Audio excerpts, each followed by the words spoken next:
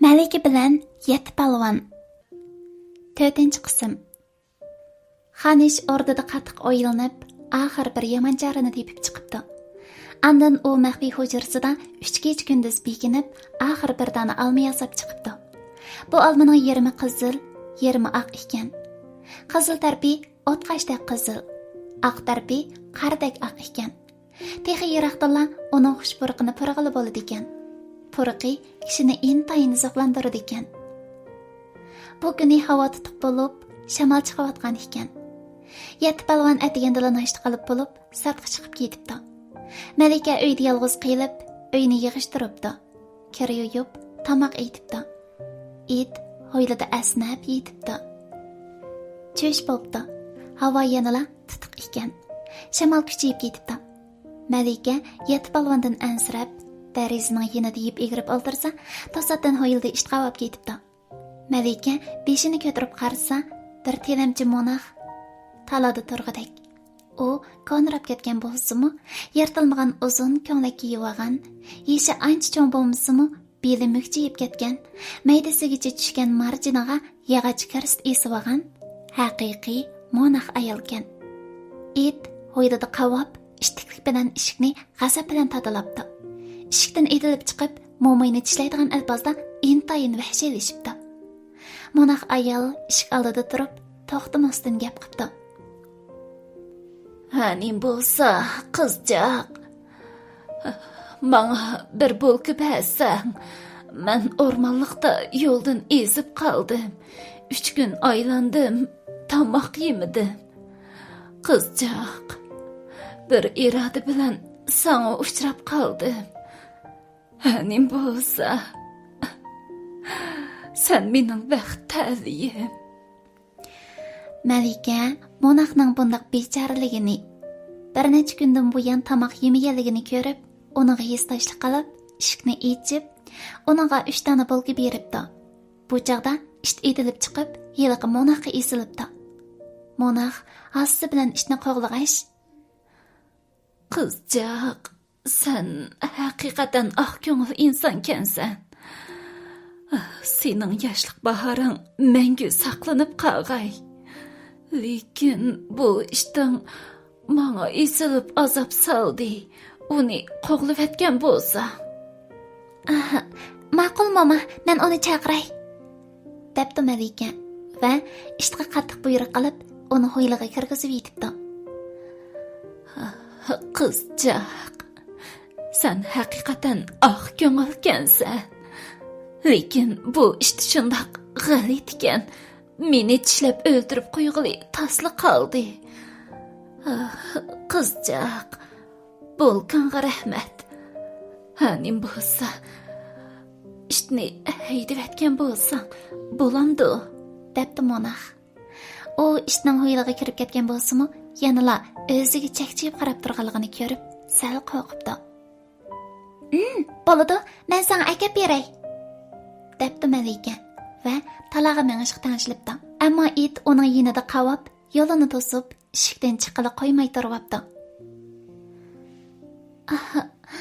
Rastala amal bo'lmadi, xo'ja yillarini o'ylab qolgan o'xshaydi, debdi Malika va mengishdan to'xtabdi. Mo'naq ayol Malikaning oldiga mangmayotganligini ko'rib, o'zi tavakkul qilib mengib ketdi. Bu ihtiros tilidek g'alit ekan.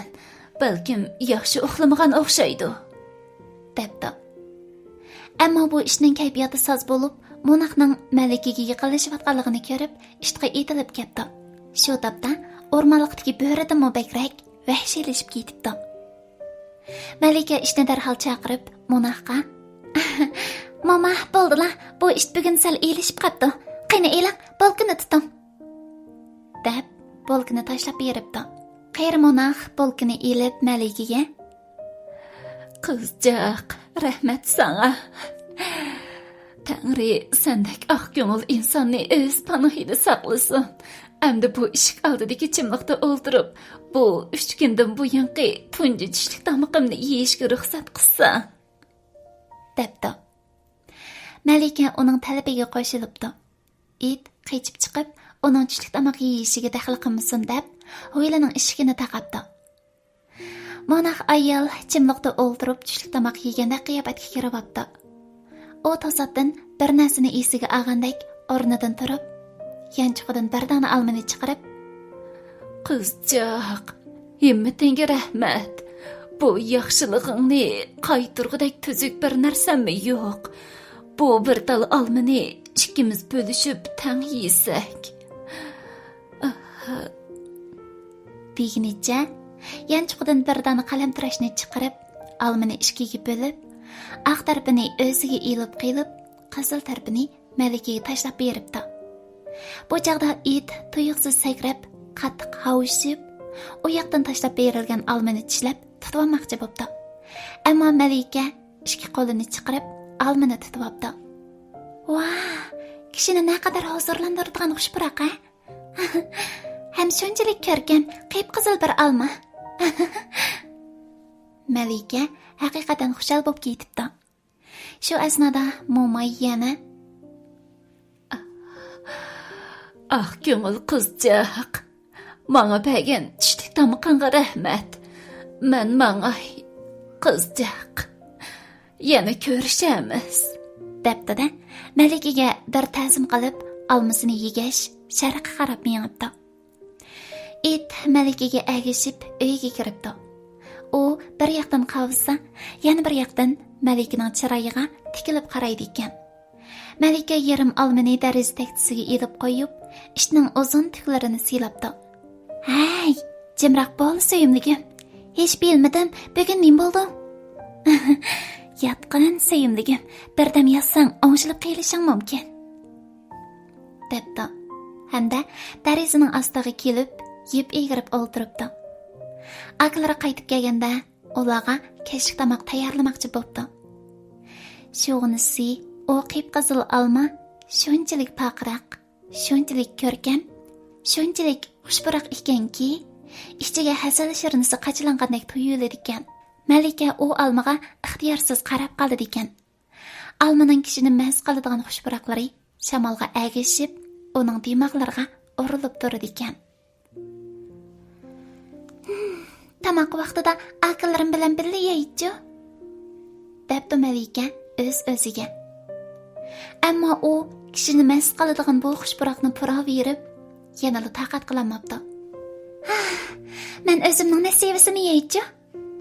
Andan oshxonadan bir qalamtirashni elib chiqib, olmadan kichik bir parcha kesib elib, otqashdek qizil leviga opirib, aldirmay azroq tishlab yotib yetibdi. Andan uning ushdan tut, beshi qiyib ketib, nafaslari to'xtab qoldi. Ikki qo'li sanglab tushibdi. Qo'lidagi olma yerga tushib ketibdi. Haykalning ostiga yiqilib tushib, ko'z qarchiqlari orqaga tortilib, beshi uzun o'rindiqqa yo'linib, jimjit untinsiz qaytib qoldi. Aslida Razil Xonish bu qitim yasagan yerimi oq, yerimi qizil olmaning oq tarafida zahar yo'q bo'lib, qizil tarafini yesila odam zaharlanib qoladi ekan. Bu kuni yatiq yerina shinoyat kech qaytib ketdi. Ular uyga kelmay turibla, ishning qattiq qovog'ini anglab hayron qoldi. "Cho'qim bir ish chiqdi", deyishibdi Yati polvon. "Tez atlanayli." Yati polvon atlarini qattiq chaptirib, uyiga uchqandek yetib ketdi. Qarsa Malikaning ko'z qarchiqlari orqaga tortilib ketgan. Nafaslari allaqachon to'xtagan. Yati polvon darrov uning bo'ynidagi rangdor lentani yechibdi. Chechini tarabdi. Suv va haraq bilan uni yuyibdi. Lekin hech qaysining unumi bo'lmabdi. Suyimlik Malika o'lib qoldi. Mangulik uyquga ketibdi. Yati polvon Malikaning oldida turib, qattiq qayg'uribdi. Shu asnoda it to'satdan uyga kirib, yiliqa olmaga etilib berib, uni birli tishlab yutib yetibdi-da, yerga yiqilib o'lib qoldi. Polvonlar shu chaqda olmaning ichiga zahar qo'yilganligini bilibdi. Yati polvon Malikaning jasadining qishida turib, beshini egib, muqaddas so'zlarni debdi. "Aram topgan suyimlik singil." Polvonlar Malikaning yonida uninga qarabla o'ltiribdi.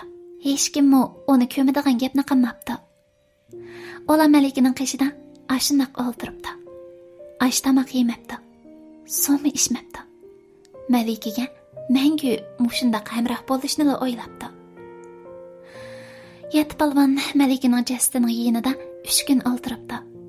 Qarasa, Malika qilchimi o'zgarmay, shunchalik xotirjam, tarakdak yotqudek. Xuddi tush ko'rayotgandek yotgan bo'lib, xush tabassumi livda baxtiyorlik bilan jilvalanib turgandek. Shunda qilib polvonlar yana 3 kun kutibdi. Ammo Malika yana uyg'onmabdi.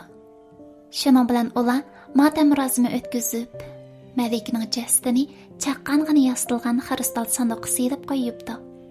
Malikaning qiyofati yana o'zgarmabdi. Shu kuni oqshimi yeti polvon Malikaning jasadi silingan xristal sandiqni ko'tarib, chat yaqidagi dirdani tag'i o'nkiriga apiribdi. Suyimli kichik do'stlar, shunda qilib bu umoq Malika rostila o'lib qolganmidi? Malikaning buningdan keyingi taqdiri zodi qandoq bo'ladigandir? Cho'chigimiz dexa oxirlashmadi. Cho'chigimiz oxirlashmaganidan qaraganda Malikaning yana hayot qoladiganға bir fursatlari bormi nima? Sevimli kichik do'stlar, Malika bilan yeti polvon temisidagi cho'chigimiz vaqt munosabati bilan mush yerda oyoqlashdi.